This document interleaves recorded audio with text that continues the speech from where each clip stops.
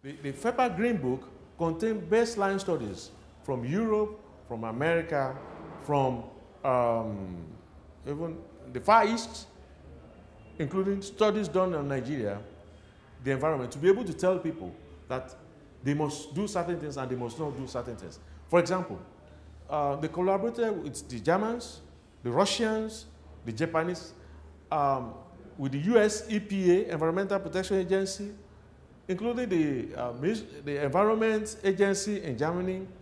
And I, for example, was a beneficiary to study environmental journalism in Berlin, in Germany. And that also exposed me, that was in 1990, to be able to see what it is, and able to collaborate with some of these experts.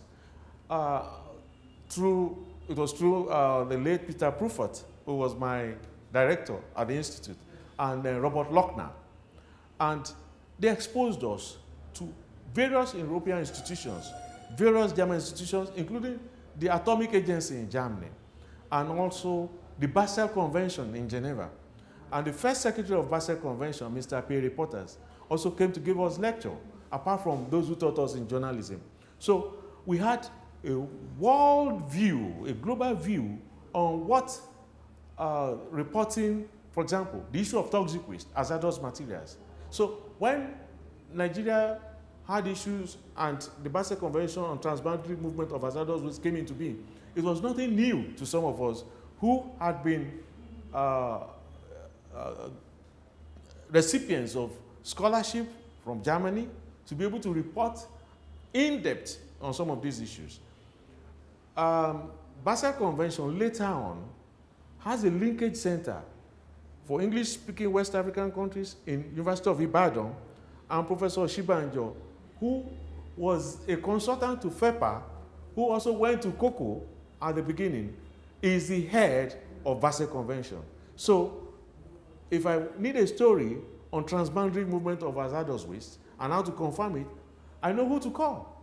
And it gives me the in-depth analysis. They have all kinds of equipment taken from the UN, from the US, from Germany, from the Swedes. They are there and they are working hard. Then there is the Nigerian Institute of Oceanography and Marine Research. They carry out all kinds of studies on atmospheric and water pollution, including the oceans and so on. Even they also network with UNESCO on a regional basis. And they have experts there, from Professor Chidibe. As far back as 88, 89, I was reporting on issues on ozone depleting substances in Nigeria. So these are the people that were doing it, and some of them are still there actively. And the University of Maiduguri, you had Professor Gadzama, who later became the Vice Chancellor. He was the director of the Institute of Arid Zone. So they were in charge of desertification. So, and later on, when I left the Guardian, I went and joined Sheikh Ogunseyitan, who found the cocoa toxic dump. He was editing the African Science Monitor, and I later on edited the African Science Monitor after he left. So we had all kinds of professors on our board. And Chief M.K. Abiola, who won the election that was annulled, was the publisher of African Science Monitor. And so we had professors in the area of virology, nuclear science, computer science, all of them, including Professor Gazama and Professor Oyewale Tomori, who is the Vice Chancellor of Redeemed University. They were on our board. So it was so easy to get these experts to give you information on what you need. And because they were on our board, they trusted us with information. They knew we were not going to manipulate any information they gave us. So there was that trust, and we used to meet once in a month in Ibadan, where we look at all the research papers, and which they were giving us freely. But later on, Chief Abiola died, and his children couldn't continue with his dream. So, and I went back to Guardian, reporting for the Guardian.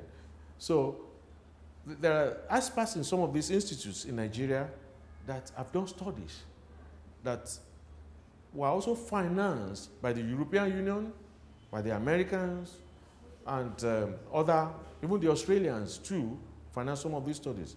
For example, Federal University of Technology in Mina, in Niger State, specializes on climate change issues. Last COP17 in Durban in South Africa, the woman who is the head, Dr. Apollonia, actually gave a whole lot of information on what the Germans have done to finance the institute to also have satellite centers in West Africa. So these are experts who have done studies. She did a study on global warming as it affects the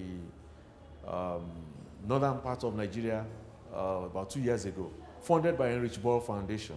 So if you come to University of Ibadan, again, apart from the linkage center, they also have other experts doing things in interdisciplinary approach on environmental issues, on climate change issues. University of Lagos too, being close to the lagoon, they have fisheries department, they have zoology department, do things on wildlife.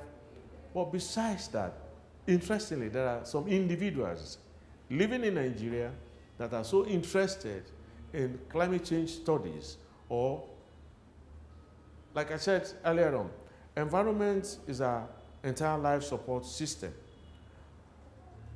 Mr. A.P. Leventis, who owns the Leventis Group in Nigeria, has donated so much money, charity, to protect the environment. He is a lover of birds and wildlife, so he has an institute called Aplori in University of Jos in the middle belt of Nigeria. And what they do there is just study ornithology in Aplori. And they study bird life, and he even sponsors people to master's and PhD level, Nigerians, to be able to see how the relationship with birds affects our environment. And I need to also stress at this point that, for example, birds are bioindicators. Once there's a problem in the environment, it's the birds that first give the signal, they move. So studies were also done at Ahmadu Bello University some couple of years ago that show that about 17 northern Nigerian birds that were known due to drought, the dry conditions, the desertification, had even moved southwards. So you can see the relationship of birds and people who are interested in also funding science in Nigeria. So all these things have gone into play to make sure that the environmental journalist has a fertile ground, good raw materials to be able to disseminate such issues to the public.